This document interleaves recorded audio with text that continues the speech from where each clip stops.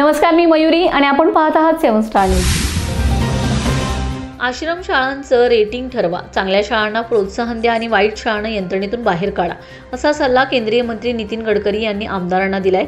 ते नागपुरातील राज्यस्तरीय क्रीडा स्पर्धेच्या बक्षीस समारंभ कार्यक्रमात बोलत होते। नितीन गडकरी म्हणाले, आश्रम शाळांचं रेटिंग केलं पाहिजे।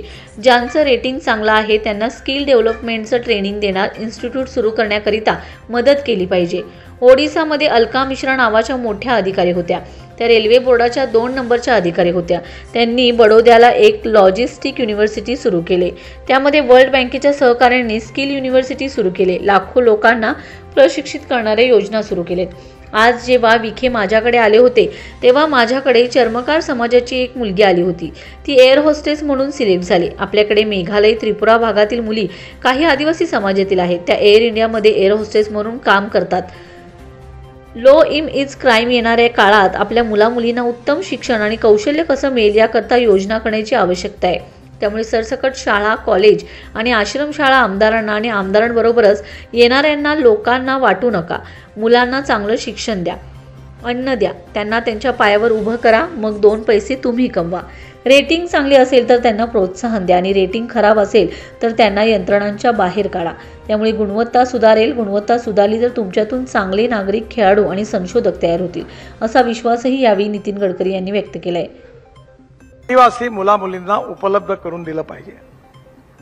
विशेषतः या ज्या आश्रमशाळा आहे त्याचं रेटिंग केलं पाहिजे आणि ज्यांचं रेटिंग चांगलं आहे त्यांना स्किल डेव्हलपमेंटचं ट्रेनिंग करणारं इन्स्टिट्यूट सुरू करण्याकरता मदत केली पाहिजे।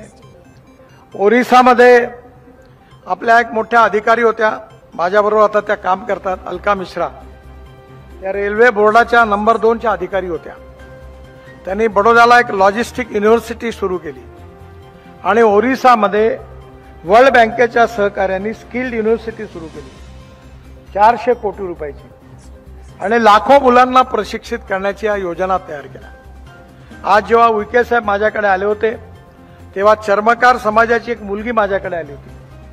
ती एअर होस्टेस म्हणून सिलेक्ट झाली। आपल्या अरुणाचल, मेघालय, त्रिपुरा भागातल्या अनेक मुली काही आदिवासी समाजातल्या आहेत।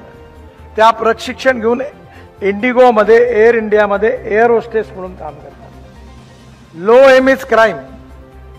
त्यामुळे येणाऱ्या काळामध्ये आपल्या मुला मुलींना उत्तम शिक्षण आणि उत्तम कौशल्य हे कसं मिळेल याकरता विविध योजना करण्याची आवश्यकता आहे। सरसकट शाळा, कॉलेज आणि आश्रमशाळा आमदारांना आणि आमदारांच्या बरोबरच्या लोकांना वाटणं हा धंदा करू नका। मी पण वाटला माझ्या काळामध्ये पालकमंत्री असताना, पण मी त्यांना सांगितलं की इमानदारीने काम करा, मुलांना चांगलं शिकवा, चांगलं अन्न द्या आणि आपल्या भविष्यात आपल्या पायावर उभे राहिले पाहिजे याची काळजी घ्या आणि मग 2 पैसे तुम्ही कमवा। पण तुम्ही सगळेच पैसे आपल्या पोटात घालाल आणि आदिवासी विकासाच्या गप्पा कराल असं नाही जमणार। तुम्ही चांगलं कामही केलं पाहिजे, मुलांनाही शिकवलं पाहिजे आणि त्यांना उत्तम नागरिक पण बनवलं पाहिजे। आणि म्हणून ज्यांचं रेटिंग चांगलं आहे, रेटिंग ठेवा, कारण स्पर्धा असली पाहिजे। मंत्र्याच्या शिफारसीने नका सिलेक्ट करू। मी अशोकरावांना सांगतो स्पष्ट तोंडावर, रेटिंग करून जे चांगलं काम करतील त्यांना प्रोत्साहन द्या आणि जे खराब काम करतील त्यांना सिस्टीमच्या बाहेर काढा, तर गुणवत्ता सुधरेल आणि गुणवत्ता सुधारली तर तुमच्यातून उद्याच्या भविष्यातले अनेक चांगले नागरिक, चांगले खेळाडू, चांगले संशोधक आणि चांगल्या प्रकारची मुलं तयार होतील। Bureau report 7 star news.